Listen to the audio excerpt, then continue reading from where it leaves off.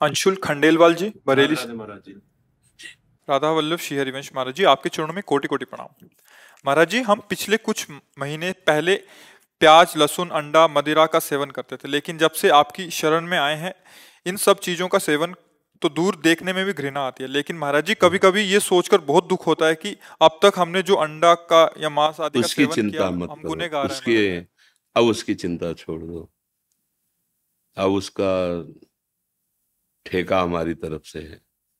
आगे का आप संभालो, पीछे का हम देख लेंगे। देखो, आप हमारे ही घर के हो और माया भी हमारे ही मालिक की है, किसी और की नहीं है। उसी माया के अज्ञान आवृत्ति से युक्त हो जाने के कारण हमारे द्वारा गलतियां हो जाती हैं। जिस दिन हम लौट करके इस बात को स्वीकार करें कि हमसे गलती हो गई, तो हमारे मालिक इतने कृपालु हैं कि हम तो हम सर्व पापेभ्यो मोक्षयिष्यामि मा शुचा कह रहे ना, मैं तुम्हें सब पापों से मुक्त कर दूंगा। और उसी के बल से हम कहते हैं, हम भी तो आप जैसे ही हैं, पर हमें अपने स्वामी के स्वभाव और प्रभाव वो जितना समझाएं उसका पता है। उसी के बल से कहते तुम चिंता मत करो, उसकी बात हमसे रही। हमसे का मतलब है ना कि हम अपने स्वामी से हैं, क्योंकि हम सब बच्चे ही हैं।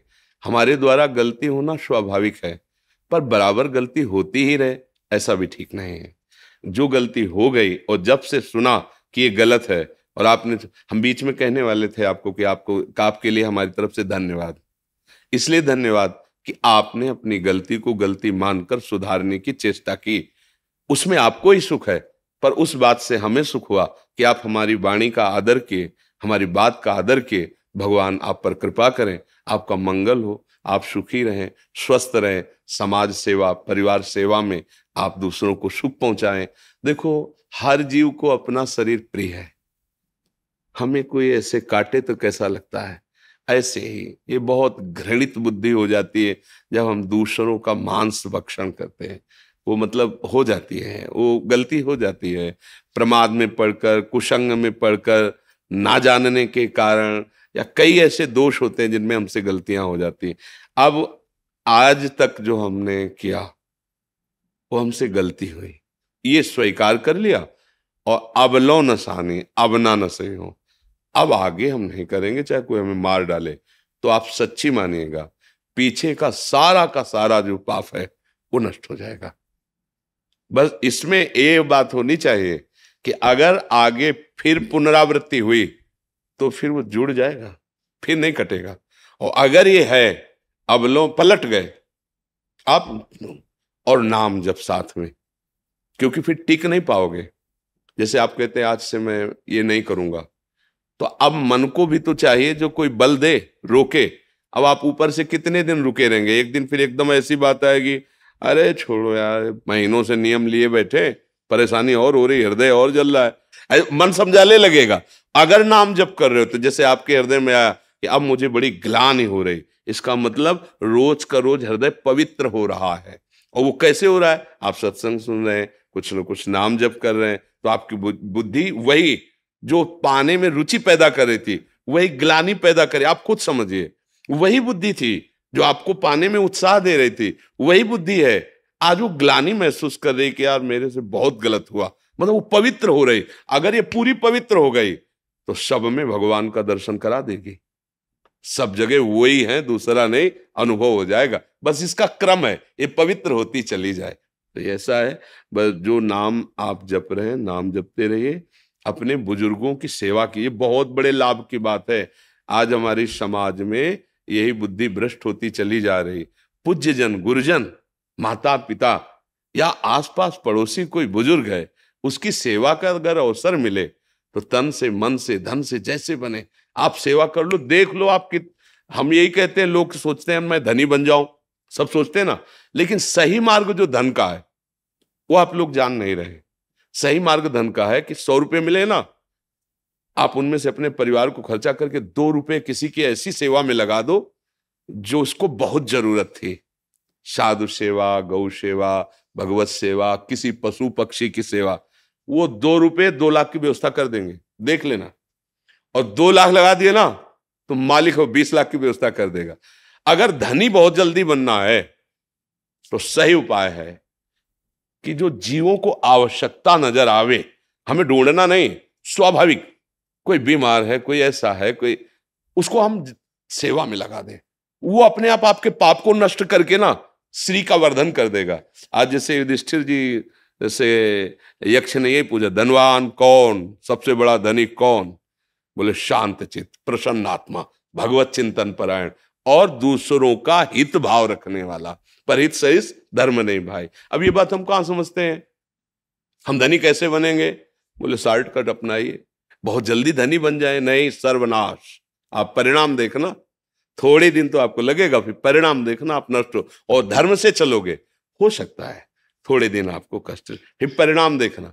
जैसे 12 वर्ष का वनवास युधिष्ठिर जी को मिला, 1 वर्ष का अज्ञातवास, पर सिंहासन पर कौन बैठा?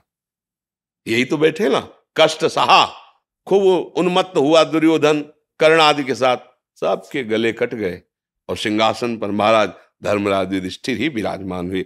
धर्म थोड़ा कष्ट पाते नजर आ सकता है, पर चमकेगा वही, विजय श्री को वही प्राप्त हो, अधर्मी नहीं। अधर्मी थोड़ा सा बढ़ता नजर आएगा, लेकिन वो फ्यूज होने के लिए वो प्रकाश करने के लिए नहीं है, वो फ्यूज होने के लिए, वो फ्यूज हो जाएगा, नष्ट हो जाएगा। तो अहोभाग्य है जो आप लोग बात मान रहे हैं, और आप सुखी होंगे इससे। आगे चल के देख लीजिएगा, पीछे की तो चिंता मत करो। भगवान कहते सर्वधर्मान परित्यज्य माम एकम शरणम व्रज अहम त्वाम सर्व पापेभ्यो मोक्षयिष्यामि मा शुचा। उनके जैसा गुरु कृपा से उनके स्वभाव को देखा है ना, उसी बल से कहते तुम चिंता मत करो, बहुत कृपालु हैं। अनंत माताओं में जो प्यार है ना, वो हमारे प्रभु के एक अंश से है। अब आप अनुमान लगाओ कितना प्यार प्रभु हम सबको करते हैं, पर हम लोग प्रभु की तरफ से विमुख होकर संसार की तरफ है, इसलिए ऐसा है। और हम सबसे प्रार्थना करते हैं, किसी स्वार्थ वशात नहीं। आप सच्ची बात मान लो, आपका बहुत दुर्लभ जन्म है। ये जो मनुष्य देह है ना, बहुत दुर्लभ है। आप देखो अन्य योनियों को देखो, कैसे कितना कष्ट दिया जाता है। अब वो पशु है, क्या बोल सकते हैं, छोटे छोटे पशु पक्षी हैं, काट काट आप उनको खाते हैं।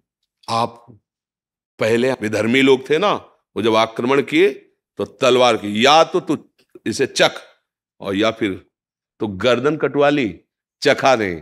हमारे पूर्वजों ने गर्दन कटवा ली, लेकिन उस अभक्ष को चखा नहीं।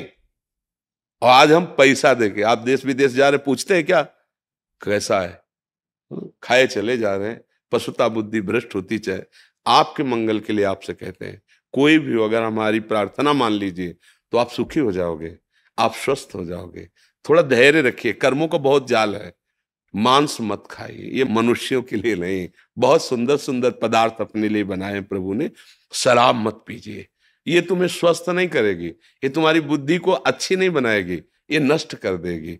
पहले थोड़ी मस्ती लगती है, फिर इसका परिणाम जो आता है वो बहुत हानिकारक, और इसे निषेध किया गया है। कितना सौभाग्य, देव दुर्लभ मानव देही प्राप्त हुई। लोग कहते हैं भगवान ने बनाया, अरे प्यारे समझ, डिपार्टमेंट अलग अलग है। वारुणी देवी प्रकट हुई थी समुद्र मंथन से, वो असुरों को प्राप्त हुई। ऐसा आपका स्वभाव नहीं है, आप मनुष्य हैं।